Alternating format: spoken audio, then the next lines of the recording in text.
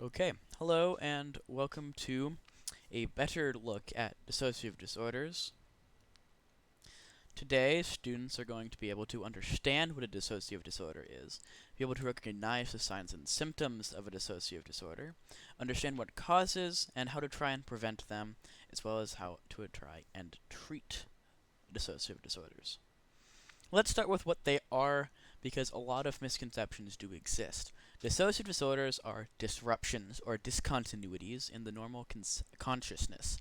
This includes memory, identity, emotion, perception, self-representation, and many more. This can create alternate states of identity, which are referred to as alters, facets, or headmates. These are different people or consciousnesses inside one brain, each created for specific purposes inside the brain. Each has their own role, like keeping traumatic memories or protecting the person, and all of these stem from a specific reason, and each has their own value. Each of these has the ability to front or control the body outwardly. That's what a normal person's consciousness would be, always fronting. There would be no other consciousnesses. But with DID, or other dissociative disorders, it switches. Sometimes they can interact in an inner space or inner world. It's a place sort of like an imaginary world in your head where alters can interact without the need to be fronting or co-fronting, which is when two alters front at the same time, or two or more alters front at the same time. This is created to help process having multiple characters, or not characters, beings in one head, as well as transfer memories and create neurological connections between some of the barriers. This is triggered by this disease as entirety is treated by repeated severe childhood trauma over a very long time. There are characteristics of the victim. I'm just going to go over three types: dissociative identity disorder, and two types of other specified dissociative disorders, 1A and 1B. DID, you have the disturbance, and it's portrayed as two or more distinct personality states, alters, and they're mistook for possession occasionally. Gaps in memory. You have amnesia walls that separate alters, which means they do not remember things in between. They can share memories, it's just they do not automatically remember things. They are completely different, and they are not just in a mood or different personality or a different mindset. OSTD1A is DID, but instead of having distinct alters, it's less distinct and more of different the same person, but different ages or states of being, or like mentalities and things like that. OSTD1B is like DID, but instead of having the amnesia walls, everyone shares all of the relevant information. Well, this might be a blocking, which means everyone has to remember the trauma and experience it. There is still one or more alters that keep the trauma from others, which means not everyone has the trauma, but they all have the needed information. Characteristics of the victim continued. It's people who are prone to this are young children in abusive households. Basically, developmental issues cause it. Trauma causes amnesic barriers, prevents it from connecting things and remembering everything as a way to prevent and block the trauma, or prevent the trauma from coming back up. People think it's crazy or violent or not well. People think that it's possession or demons. This is usually false, and exorcisms can be harmful. Sometimes they shove the alters away, but they come back worse. It can harm the alters, it can harm the system as a whole. System is a word to describe as a person as a whole with all the alters connected. Voices communicating inside of it is not like your own voice. It's sort of like you heard it, but from inside of yourself. It's an interesting way, and it's a unique experience, or so I'm told. Dangers can happen with this. Well, if you switch unexpectedly due to triggers, different alters are not prepared for different situations, and in dangerous situations, the body can be harmed. It can also confuse and frighten people nearby.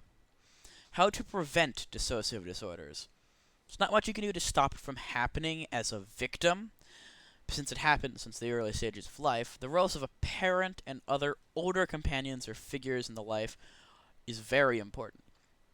Best way to stop a dissociative disorder from developing is to not put a child in repeatedly traumatic situations, like an abusive household, no matter what type of trauma it is. Just raise children properly with the respect they deserve as other thinking, living human beings, and you should be fine. Treatment is a tricky path. The way to treat dissociative disorders is to work through the trauma with methods such as psychotherapy. Therapy to overcome trauma is often the only thing that will help prevent systems from creating new ulcers and help fix the alters that have already broken off.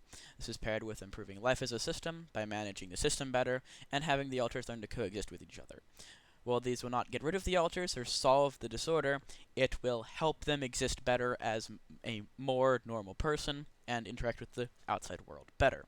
Integration between alters is possible, but it's difficult to accomplish even after working through trauma. Another thing is, cured people with dissociative disorders may split again in stressful situations, because as a child, instead of fight or flight, and technically or freeze, they developed a fourth option, dissociate or split, which means they dissociate from the world in whatever way their specific disorder entails during stressful situations, which can cause even more. And it's very hard to stop the brain from doing this, as it is more subconscious. Concerns for specifically adolescents and teens. DID and dissociative disorders are not talked about or publicized. It's a very private thing generally. And when attempting to portray it, a lot of the information does not apply to every system or is very inaccurate. Many movies, so many movies, do not portray it well. The effects of childhood trauma carry throughout one's life, even if they can't remember it. There are several reasons why they couldn't remember, and dissociative disorders may just be an explanation for it. It's also very hard to understand and absurd, foreign to many people, so people really need to learn about it more.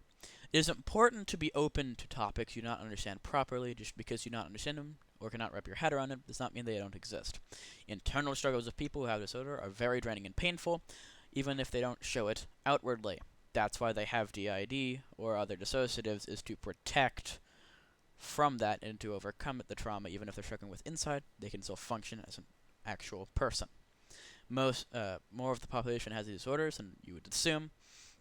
It's not limited to Western countries. Many people have these disorders, and you may not even know it, as most systems mask or pretend to act a certain way as the host or some other way to not show they have a dissociative.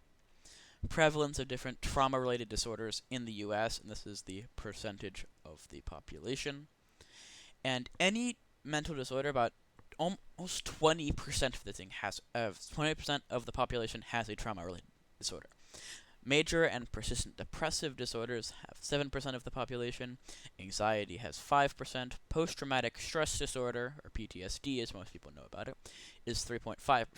Depersonalization and derealization, which is a form of dissociative that I did not go over, but it's more detaching from reality to retreat from your trauma, is 2%. Dissociative amnesia, which is in DID and OSDD1A, that helps you forget the trauma, is 1.8%. Dissociative identity disorder is 1.5%.